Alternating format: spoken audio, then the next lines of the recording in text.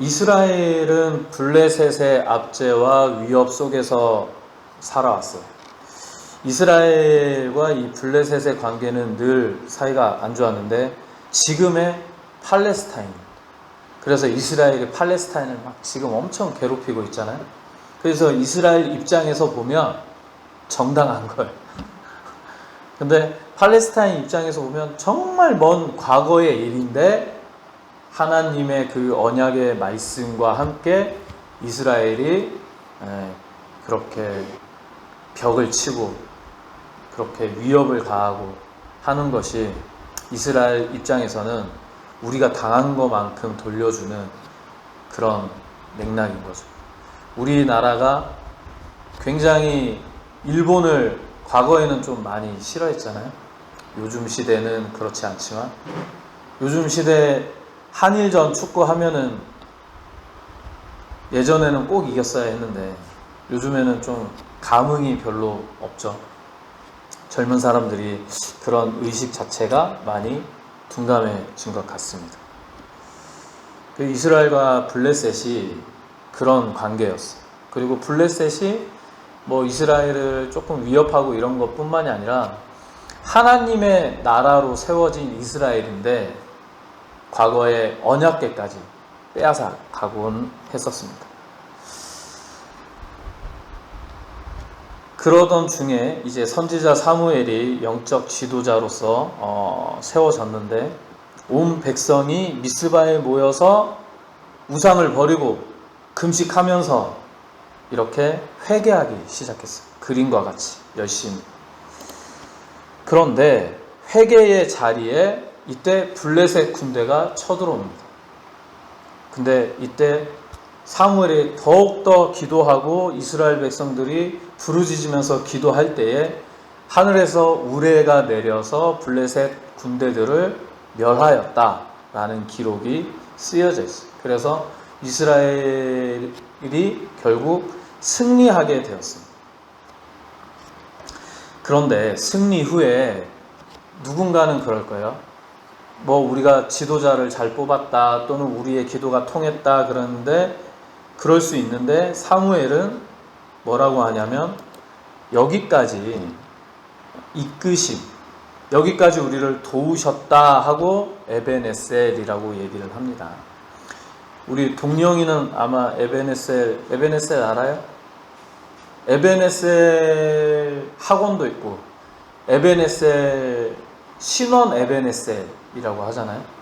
그 어떤 기업 그 이름 뒤에 이렇게 붙이죠. 에벤에셀이라고 하는 것은 무엇이냐면 도움의 돌이라는 뜻을 가지고 있습니다.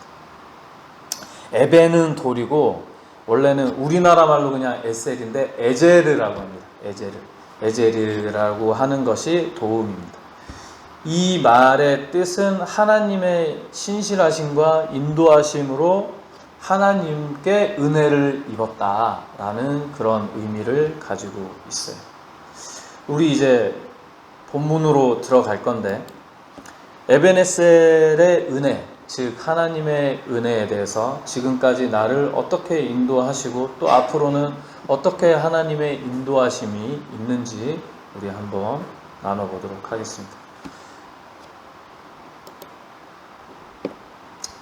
우리 7장 12절 하나님이 돌을 취하며 미스바와 센 사이에 세워 이르되 여호와께서 여기까지 우리를 도우셨다 하고 그 이름을 에벤에셀이라 하리라. 아멘. 여호와께서 어디까지 우리를 도우셨다? 여기까지 우리를 도우셨다. 그 의미가 뭐다? 에벤에셀의 의미가 하나님의 은혜다. 오늘 우리 전용선 집사님 모시러 갔다가 타이어에 펑크가 나서 12시에 넘어서 예배를 드리게 됐죠. 근데 저는 한편으로 그런 생각이 들었습니다. 오늘 이제 가족들하고 서울로 올라갈 건데 그래 장거리 가다가 고속도로에서 혹시나 펑크가 터졌으면 그게 더 큰 사고로 이어질 텐데 오히려 잘 됐다. 그리고 한두 달 뒤에 한 달 정도 더 타다가 타이어를 바꿀 생각이었어요.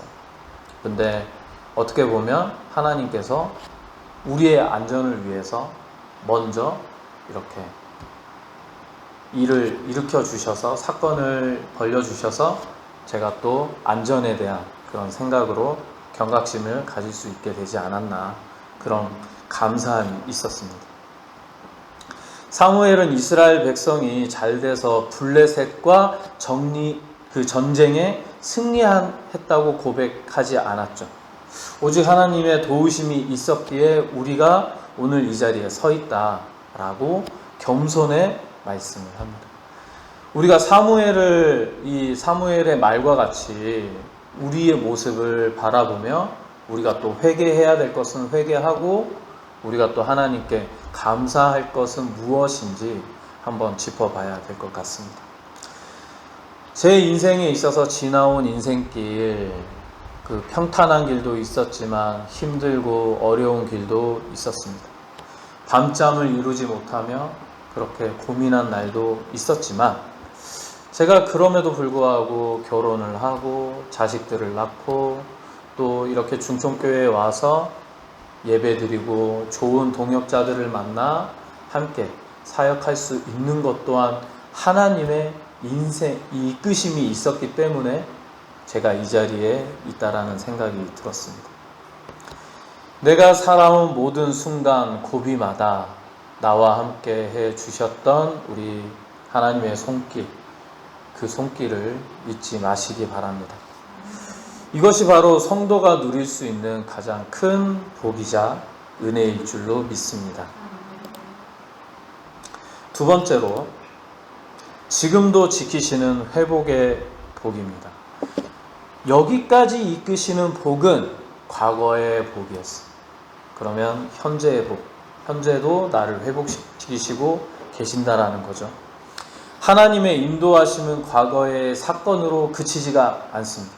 지금도 나를 이끌어주고 계시고, 에베네셀의 돌을 세운 후 일어난 일들을 기록하고 있습니다. 오늘 본문에 13절에 보면 우리 동영이가 좀 읽어주세요. 이에 블레셋 사람들이 부족하여 친히 이스라엘 지역 안에 들어오지 못하였으며 여호와의 손이 사무엘이 사는 날 동안에 블레셋 사람을 막으시네. 아멘. 무엇으로 나를 보호한다? 적들에게. 이스라엘 백성들에게는 블레셋이지만 나의 적은 누구입니까? 세상의 유혹, 어둠, 사탄, 마귀. 오벳이 가장 좋아하는 게 뭐예요? 오벳을 유혹하는 게 뭐예요? 장난감? 장난감 아닙니까?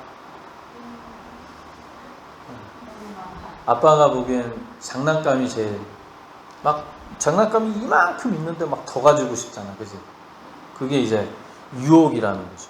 그리고 세상을 살아가는 우리에게 있어서, 오벳한테 있어서 적일 수 있는 거예요. 근데 하나님께서는 적으로부터 우리를 이렇게 보호해 주신다라고 합니다.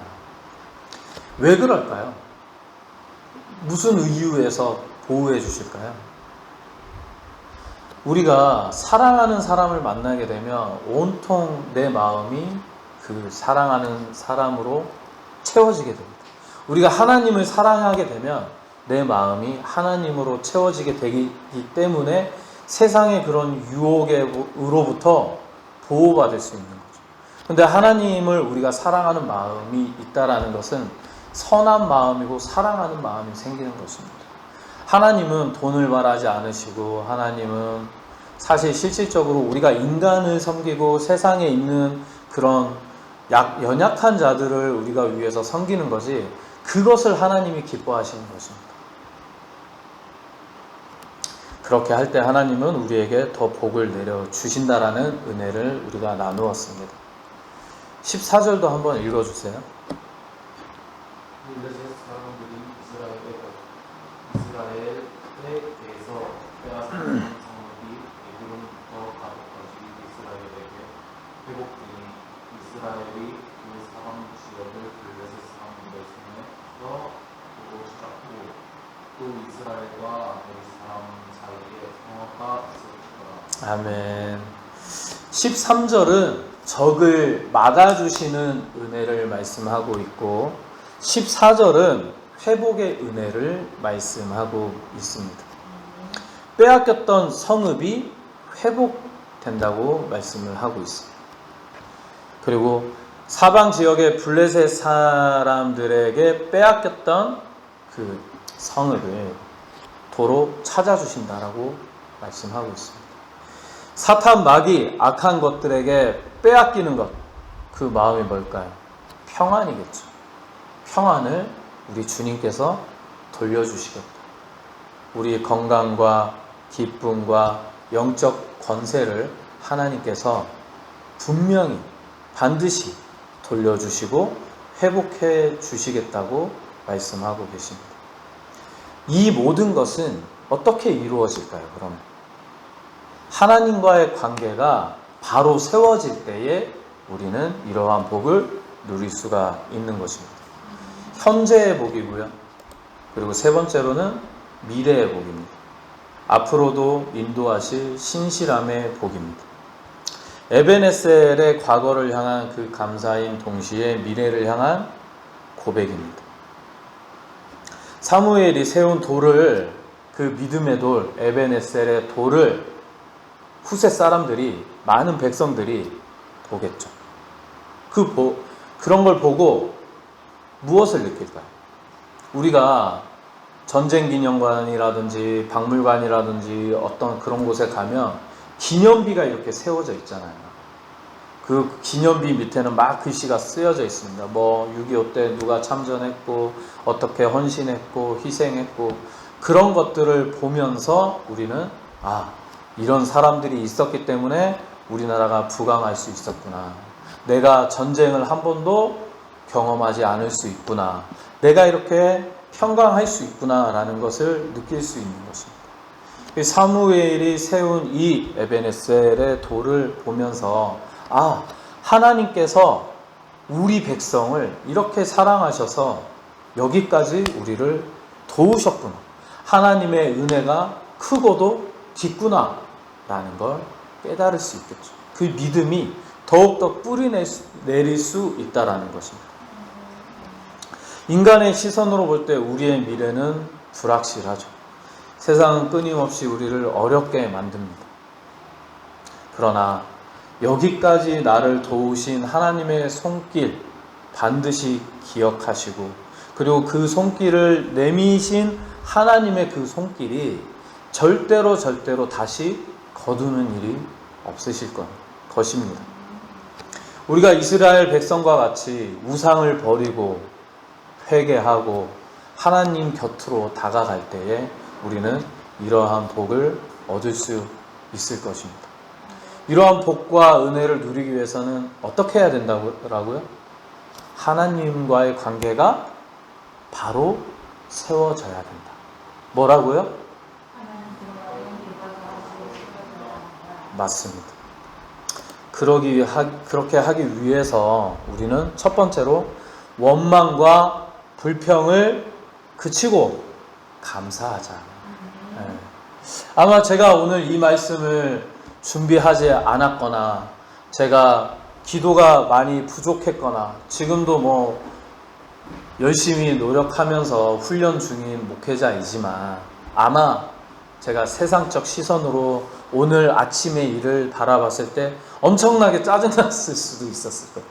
하필 왜 주일날 이러는 거야? 진짜 오늘 서울도 가야 되는데 막 그랬을 거예요.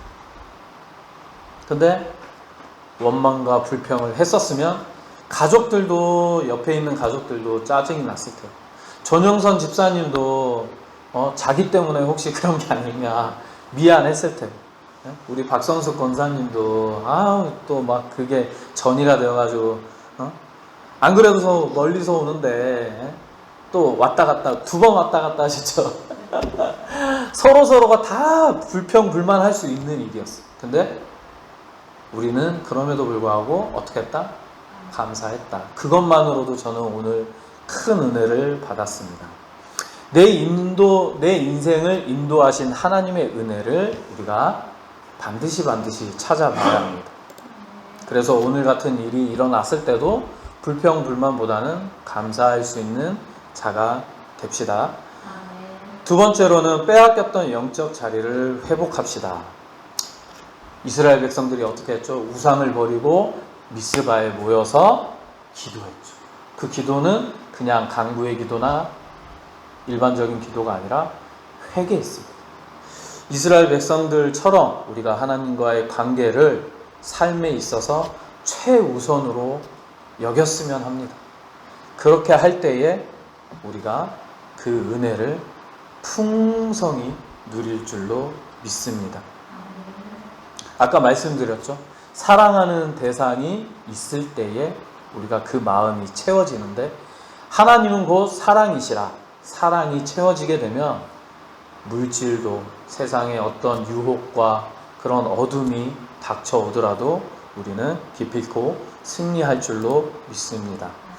세 번째로는 내일의 염려를 주님께 맡기고 우리는 담대히 걸어가자.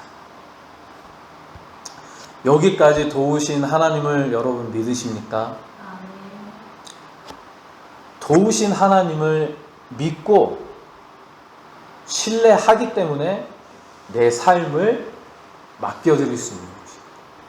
신뢰하지 못하고 믿지 못하면 맡길 수가 없겠죠.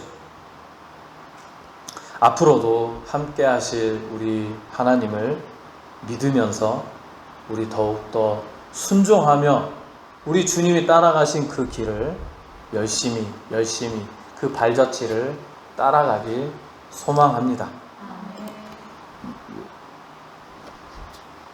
우리를 포기하지 않으시고 또 적들로부터 막아주시고 우리가 잃어버린 그 소망을 찾아주시고 또 끝까지 우리와 동행해 주시는 하나님을 아멘 하면서 순종하고 따라가길 부탁드립니다. 그리고 에베네셀 하나님의 그 크고 놀라우신 사랑과 복과 평강이 여러분의 삶과 가정 위에 자녀 위에 또 풍성히 누리시고 그 은혜가 넘치길 소망하며 말씀을 마치겠습니다. 기도하겠습니다.